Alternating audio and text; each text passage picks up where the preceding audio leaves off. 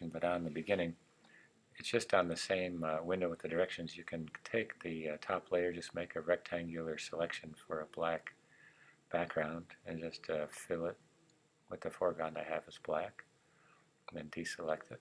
And then in the Layers panel, just jump this down to the stroke. It says put some type in there. You can use any text that you want.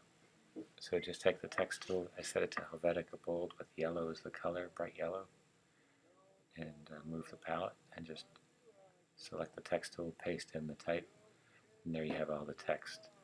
So what happens is that you have a animation feature in Photoshop as well as Illustrator. So here you just turn this off. Trying to perspective with the transform won't let me do it. So if you right click on the text layer and convert it to a smart object, that's what will let you do it. So you can see it changes the thumbnail sketch, and here you can go to transform and change the perspective of this. So just kind of adjusting it here prior to animating it. Let me try this again here. So there's the perspective, and just kind of distorting it a little bit, maybe a little bit more. There you go. Click OK, and there you have it. So under the layers, just taking a look at the section here. So here's the transformation timeline. Here we go. So if you take a look at the type and go to the window timeline, it shows you a video, and here it shows every layer in the animation.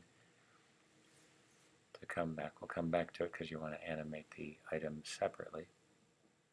So taking a look, if you double click on the thumbnail, it opens it up in its own timeline window. So you can take a look.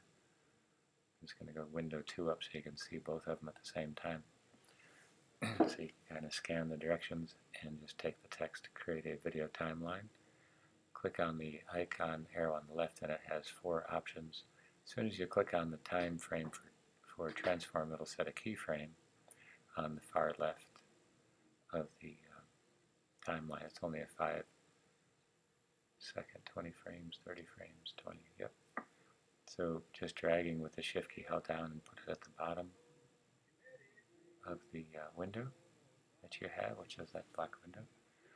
And then scrolling down here a little bit, if you take the timeline and just a scrubber, put it all the way to the right, and do the same thing, only move the text to the top. Right up there where it was. That way it's going to go in the right direction, otherwise it would reverse. So here it creates its own keyframe right at the end there. So you have that section. It'll go a little slow, but there's the piece, so that's where it's coming across. So click on the document and just save it. I have a couple frames open here, so let's see a couple windows. So close that one, don't need that one. And now we're back in action. So you saved it from the editing part of the smart object. And now when you hit the play button, it plays within that window.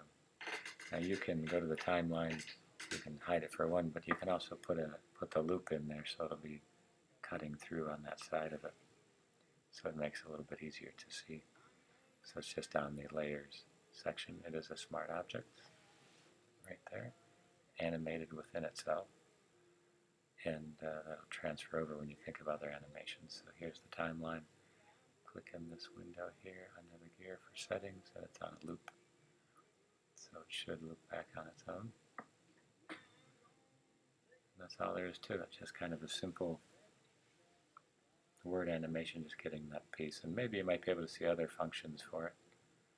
But that's the basic beginning of it as you head it. And there it is looping across.